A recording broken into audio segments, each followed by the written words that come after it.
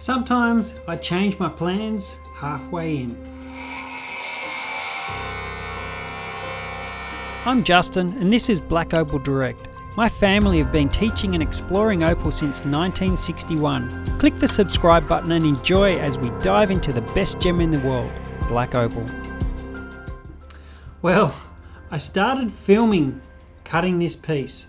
I was going to make a really cool carving of a map of Australia out of this piece, and it didn't quite go as planned. So some of the areas of where Australia would be is going to be chipped off, so it doesn't quite work out for me. So I've changed my plan and I'm going to still carve this piece.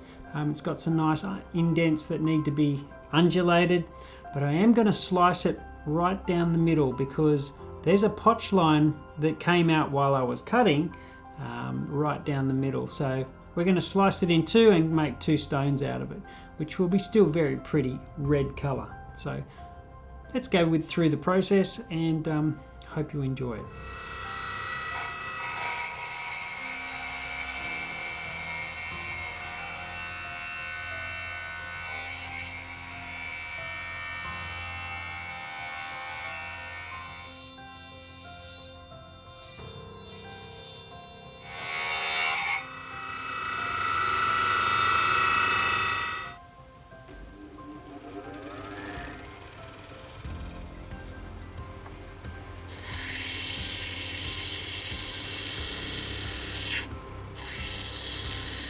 There was only one reason why I decided to slice this rough, and it was because of this piece. It was the only area on the whole chunk of opal that was thick enough to guarantee me a nice gem, so I had to go for it.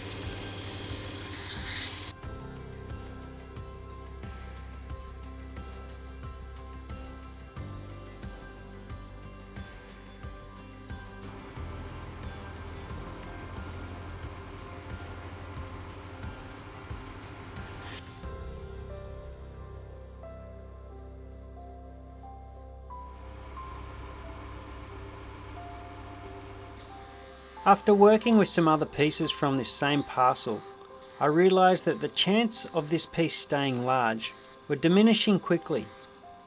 The colours were only lightly painted on by Mother Nature herself, and it was really just a tease, and as I ground each piece, I was seeing colour disappear before my eyes. The plan is to Dremel out that hole, and if the sand comes out and the colour cleans up, very good. If it doesn't, we're going to have to probably chop it again. As soon as I touched with the Dremel onto the opal, the colour disappeared along with the sand, so it just told me that the sand was infused into the colour bar and there's nothing really I could do about it. That's pretty much it. Time to slice. Now we can shape them both a bit more again.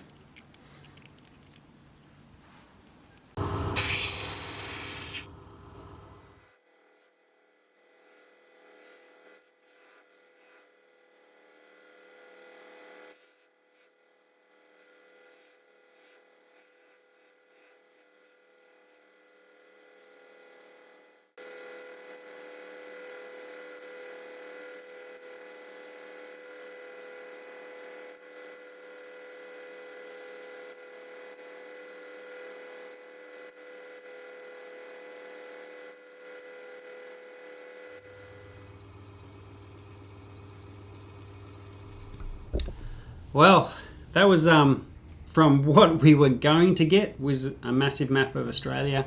I'm actually super happy with what has happened because I've got one stone here that's 11.5 carats now that has superb bright red orange, and it makes pretty much, it's worth what I thought the map of Australia would be worth. So really happy about that. Plus we've got a few extra little stones.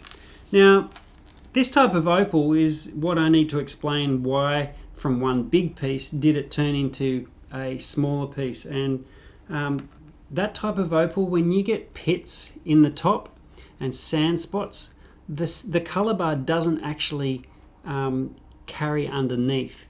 And a lot of other stones that I've actually tried on this this same stuff, wherever I've ground down to try and take that sand out, the colour's just disappeared. And there's no way of getting that colour and the sand out to keep it clean. So there was no way I could actually get a nice stone. So slicing it up was pretty much the only way to go. And you know what? I'm super happy with that stone, because such bright, broad flash, you don't get them very often. And actually, I think in my stock, I don't actually have one. So it's nice to have a nice stone with such brightness, because it's a brightness of 4 to 5. It's a really strong brightness. So I can't wait to finish it off and show you the finished product, because it's gonna be beautiful.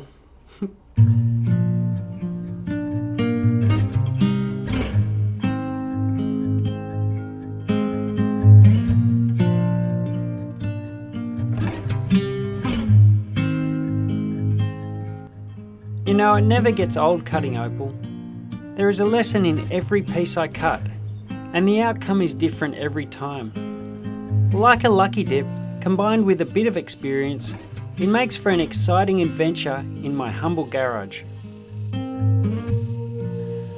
I used to sit here by myself hour on hour, day on day in my own thoughts, but with the internet, I can share all of this with you.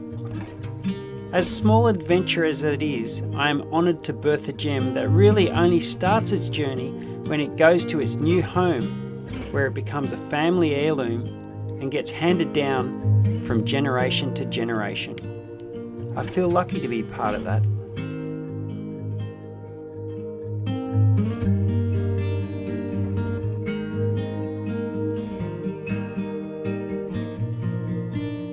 Well, they worked out really beautiful. I'm so happy with this.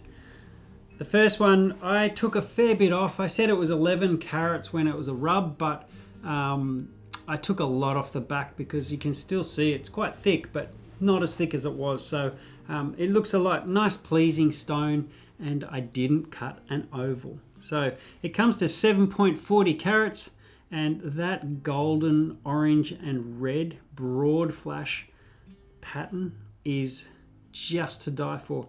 Almost looks a little bit like amylite, and you can see the formation from years ago. There's bubbles in the color. It's magnificent. Anyway, I put a value of around about $5,000 on it, which is really, you know, it's so bright. That color is so bright. So happy about that. The next one's a 2.71 carat. I did cut that down and ended up being an oval, but it was much larger. Now, everywhere I cut, that sand would eat into the color and there'd be inclusions in the face. Now, there still is one inclusion in the face. I had to leave it, otherwise it would have just ended up being nothing. So that's a $300 stone, quite a nice little gem there. The next one is that freeform drop shape. It's 1.12 carats, and that's around about a $250 stone. That ended up clean. And the last one's a 1.54 carat gem, and it's around about the $300 as well. So I'm really happy with the big piece, and we'll make some decent money out of that one. I hope to see you soon. Thanks for watching.